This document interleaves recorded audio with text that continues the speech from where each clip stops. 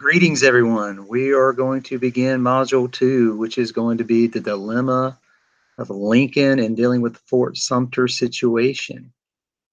Really interesting. We left off talking about the first inaugural address and how Lincoln was going to address secession. And now we're going to take a look at, well, let me pull it up here. We have lost it. Hold on one second. Sorry about this. I accidentally closed out of it, so let me pull it right back up real fast. All right, here we go. Now we're ready. So we left off talking about Lincoln's first inaugural address and how he was going to address secession. But remember, the problem is that 7 states had already seceded, and Lincoln's kind of coming in there March 4th, 1861, and you still have 7 states who have seceded from the Union who are acting like they're truly a sovereign nation when we know Lincoln doesn't think that way. So the problem is thinking that way is one thing, but trying to convince those 7 states to get back into the Union. Um, it's obvious that they're definitely don't want to be in the Union. So therefore, what is Lincoln going to have to do to get them back into the Union? And he's also going to have to tread lightly here as well, because if you take a look, here are the 7 states that have already seceded. There's still 8 Southern slave states that very possibly could secede from the Union. They're taking more of a wait and see approach to see exactly what's going to happen next. But it's going to be up to Lincoln to try to get these folks back into the Union. And how are you going to do that? Now, the other big issue is that the Confederacy was wanting the United States government just to turn over forts, possessions, arsenals, post offices, you name it, any buildings, dry docks, harbors, whatever, turn it over to the Confederacy. And Lincoln's like, well, wait a second, those are federal possessions. And if it's just going to be a huge dilemma. How is Lincoln going to deal with this? If he says they're not a sovereign nation, but he's got to tread lightly because, well, you still have 8 states that possibly could secede. And the very important one's going to be Maryland. Definitely so, because we know Washington, D.C. is up in here. If Maryland secedes from the Union, then therefore Washington, D.C. will be completely surrounded by so-called Confederate states, and they would have to evacuate the capital. That would be a big mess in itself. So here's Fort Sumter. It's in Charleston, South Carolina. That's a good picture of it right there in Harper's Weekly. A good painting, without a doubt. So here's Fort Sumter. It's in the middle of Charleston Harbor. There's a Charleston Battery. It's basically, if you have that fort, if the federal Union is allowed to keep Fort Sumter, then that would definitely bottle up the port for the Confederacy. So the Confederacy is going to want Fort Sumter out of there. It's going to want it to be in Confederate hands without a doubt. Union, on the other hand, has got a different idea of that. And what about over here in Pensacola? Here's Fort Pickens. Fort Morgan, Fort Gaines taken quite early. Evacuated by the Union without a problem. But over in Pensacola, Fort Pickens is going to remain in Union hands throughout the entire Civil War. Pensacola at that time was not a big trading port like Mobile was, so it wasn't as important. There's not as much ships coming through here. But for the Confederacy, Mobile was vitally important, along with New Orleans and Charleston. But the Confederates are going to keep Barrancas, but the Union's never going to leave Fort Pickens, which is kind of interesting, and that's just next door to us here in Mobile. So here's some questions to kind of consider and to think about as we're moving forward when we get to your step 2 and step 3 of your assessment, your assignment and assessment. What are Lincoln's options here in dealing with Fort Sumter? He's got to be strong. He wants to make sure it remains in Union hands. But then on the other hand, he's got to think about those border states too, which is the consequences right here. So, they're going to have to be reinforced. They're going to have to get supplies. They're surrounded by the, water and the Confederacy. So therefore, they're going to have to send ships in there to supply Fort Sumter. What's going to happen if they try to do that? Some of the consequences of failing to reinforce it, to not take a firm hand. Easy for one thing for Lincoln just to say, yep, you guys are in rebellion. You're not your own sovereign nation, but he doesn't do anything about this. What could be the consequence if he just allows the Fort Sumter to fall into Confederate hands?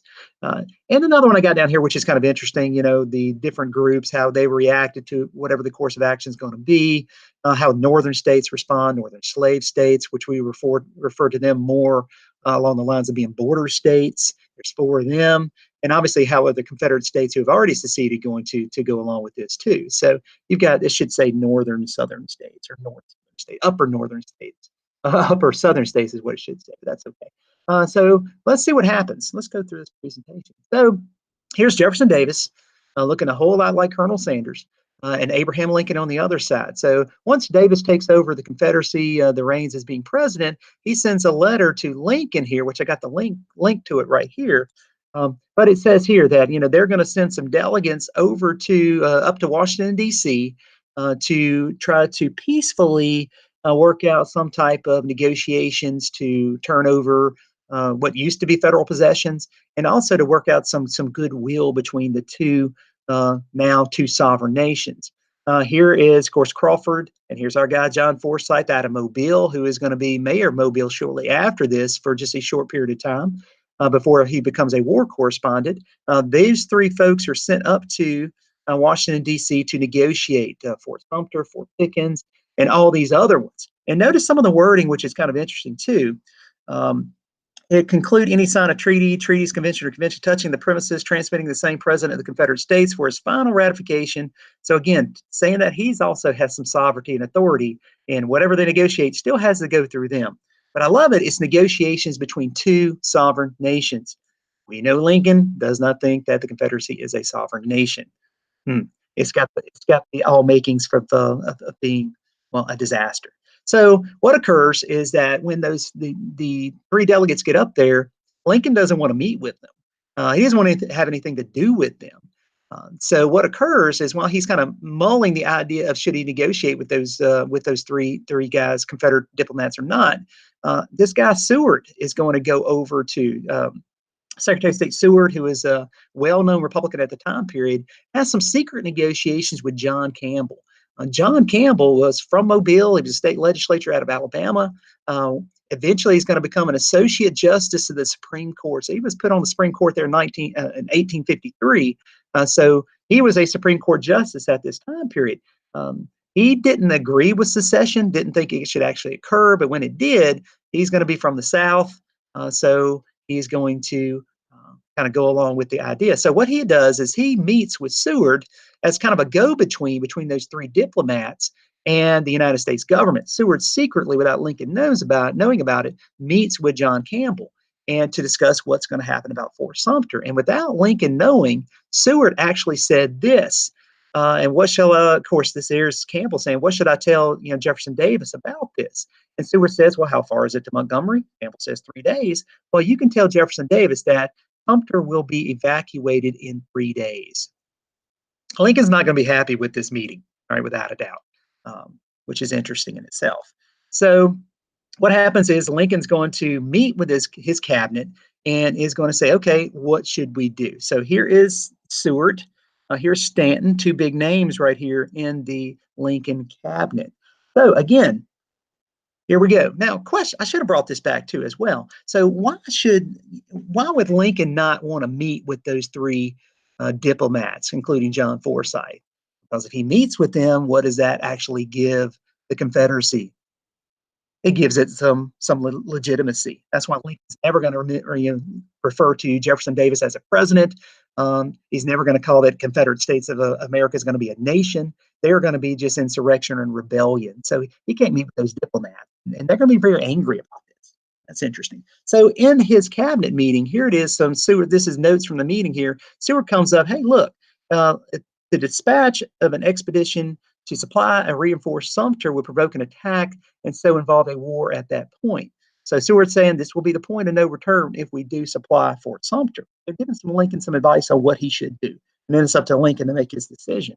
Here's Caleb Smith to continue on going here. Says, look, it shall be understood that by its evacuation, we intend to acknowledge our inability to enforce the laws and our intention to allow for treason. So if we don't do something about this and stand up to the Confederacy, well, at this time period, those who are insurrection, not necessarily the Confederacy and its government, again, because it's not sovereign. But if we don't stand up to it, it's going to give a really, really weak opinion of the United States, of the Lincoln administration, and it could allow for more discontent to occur in those border states. So, well, wait a second, we need to do something about this.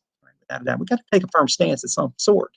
And then General Montgomery Blair, Postmaster General here, comes up and says, hey, look, what's the best thing we need to do? Southerners think that the Northerners cannot fight. They're deficient of courage necessary to maintain the government. So what is he saying? We need to, definitely, without a doubt, we need to show our determination that we're going to keep Fort Sumter. We're going to resupply them. We're not going to let these states that are in insurrection and rebellion to come and take over federal possessions and just push us around without some type of stand. Firmness of those who administer it. I like that right there. Got to be firm, right, in dealing with this. So, well, here it is. So that's kind of on the plate of Lincoln. Do you supply? Do you not supply? Whatever it might be. And while all that's going on, those three diplomats are just kind of waiting in limbo. And why are we not meeting with Lincoln? When are we going to meet with him? And well, you can see right here that Lincoln's going to basically say, nope, I'm not going to meet with you. And here is the letter that they're going to send to Lincoln. Your refusal to entertain these overtures for a peaceful solution, the active naval and military preparations, and the formal notice that the president intends to provision Fort Sumter by forcible means, if necessary, can only be perceived as to the world as a declaration of war there. And then here it is. Well, we tried to make it peaceful. We tried to negotiate, but it's obvious that you mean war. The question is, well, Lincoln's hands are kind of tied here to a certain extent. I mean, what's he going to do? He's going to have to tread lightly for border states to make sure they don't go. But at the same time period, he cannot give any legitimacy to the so-called Confederate government. So, well, Lincoln's going to have to do what Lincoln's going to have to do, which is he's going to resupply the fort. But he is going to not fire the first shot. And I think that's going to be one of the important things that Lincoln was very adamant about, is that it is imperative that if hostilities do occur, that the Union cannot fire the first shot. It's going to have to be the Confederacy is going to have to do so. So these three diplomats go back home, and now the ball is going to be in Jefferson Davis's court. Now, if you're Jefferson Davis, what do? Do you allow for Fort Sumter to remain, to stay out there in the harbor? Or do you try to, well, get those Union folks out of there? So here's a meeting with his cabinet. You can see Secretary of State Robert Toombs to Jefferson Davis, April 9th, 1865. Well, here it is. If we fire on the fort to start this Civil War, what's going to happen? You're going to strike a hornet's nest which extends from mountain to ocean. Basically saying right there, you're going to wake up kind of a hornet's nest, and it's going to be a big issue. For us, legions now quiet will swarm out and sting us to death. It is unnecessary. It puts us in the wrong. It is fatal. All right. So here's our Secretary of State saying, if we fire, that is going to be the point of no return. Wow. So if you're Jefferson Davis, what do? Do you institute this thing? Because we know, and the Confederacy had to know as well, the population, the industrial capacity of the North as compared to Southern states who have seceded was far greater. So therefore, Jefferson Davis and the rest of those guys had to know that there would be consequences. Here is Secretary of State Robert Toombs telling Jefferson Davis that there's going to be consequences if we do fire upon the Confederacy. Right? But you look at it right here, we'll click on this one. Here is in Montgomery basically saying already, so what does the public think about all this time period? And you're going to see a lot of, those old fire eaters and other folks are going to say, hey, look right here, April 11th, 1861, the refusal of the Lincoln government to receive our commissioners, followed by the official notification of the Confederate authorities at Charleston that it intends to provision to Fort Sumter by force if necessary, it's a declaration of war as well. So what's going to happen is that the Confederacy is going to have to fire upon them, and they're going to have to say it right here. It will not wait to give the enemy the chances of getting within the walls, but will to take possession of the stronghold and drive the invader back on the first approach. Interesting, the invader. That's another thing that's going to have to take place here. If Lincoln is going to have to be the invader, if he's going to want to actually retake those southern states and get them back into the Union. So the public, I'd say, was pretty much for getting the Union forces out of Fort Sumter. So here it is. Davis instructs his Secretary of War to tell Beauregard, who is in charge of the troops outside of Charleston, to basically, if you have no doubt, as the authorized character of the agent who communicated to you the intention of the Washington government to resupply the fort by force, well, it's up to you to demand its evacuation. So, say Lincoln, that's what he did. He said, we're going to resupply. We're going to send troops in there just to resupply, not to fire on you. But we got to keep those troops. They've got to run out of food. in supplies. We got to reinforce them. So they're sending military ships to do so. So here is Jefferson Davis essentially telling the um, Beauregard here to, well, we've got to strike Fort Sumter before it gets resupplied. All right. So here it is right here. Take any manner as you may determine to reduce it. And that's exactly what Beauregard's going to do. So first shots of the Civil War are going to be fired on April 12th, 1861. I got a video for you can look at, which will go over a short little video that goes into the firing on Fort Sumter.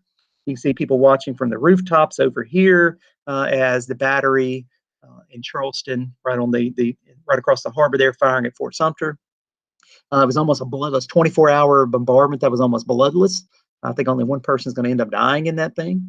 And then eventually the Union's going to strike their colors and they're going to surrender. Now, if you're Lincoln, now what's going to happen? Well, here it is right here. These border states are going to be quite, well, they're going to have to take up the vote now, whether they should or should not leave the Union, whether it be the upper South or whether it be those border states. Here in Missouri, notice that war is declared. Lincoln, shortly after Fort Sumter, is going to call for 75,000 volunteers to put down the insurrection. You see it right there. And well, how are they going to get to the South? How are they going to get to South Carolina? They're going to have to march through those border states. Now, Missouri is not going to leave the Union.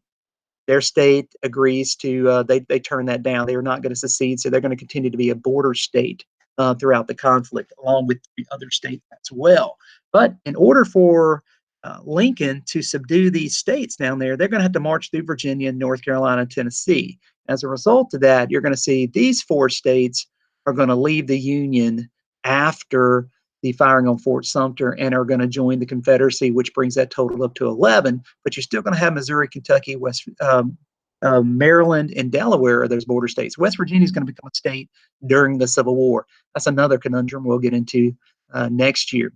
So now you've got all those 11 states. Now the Confederacy's got 11 states in it, and it's going to be up to Abraham Lincoln to subdue and bring these folks back into the Union, and they're going to have to do that by force. And what white Southerners are going to see as an invading force that's going to come in. All right, now, so interesting about that one. Now, so what happens to John Campbell, which is kind of interesting too, it's going to be the same dilemma that Lincoln's going to have at the end of the war when it comes to negotiating into the conflict here in 1865, whether he should meet with Confederate diplomats or not to negotiate it into the conflict. John Campbell resigns his position on the Supreme Court and becomes Assistant Secretary of War for the Confederacy. So he is going to be there along with Vice President Alexander Stephens in February of 1865 and later on to negotiate an end of the conflict. Great movie out there, Lincoln. We didn't get a chance to watch this year, sadly, but we'll watch it at the beginning of next year to go over some of the things about slavery and also when the war was over with, what's going to happen. So that's interesting. And plus also after it's over with, John Campbell spends 6 months in jail after the war's over because obviously for his traitorous activities, but then he's going to be sent back to New Orleans where he's going to practice law. But here in Mobile in 1930s, the courthouse, U.S. courthouse, is going to be built, and it's going to be named the John Archibald Campbell U.S. Courthouse. Kind of interesting stuff right there. So with that, that's your intro for this, and kind of goes into the dilemma that Lincoln had. Feel free to look at the links that we had in there as well. It's got some more information for you, which is kind of interesting, but that's going to help you out with your step 2 and your step 3 of this module. So I hope you enjoyed that. And if you have any questions, let me know.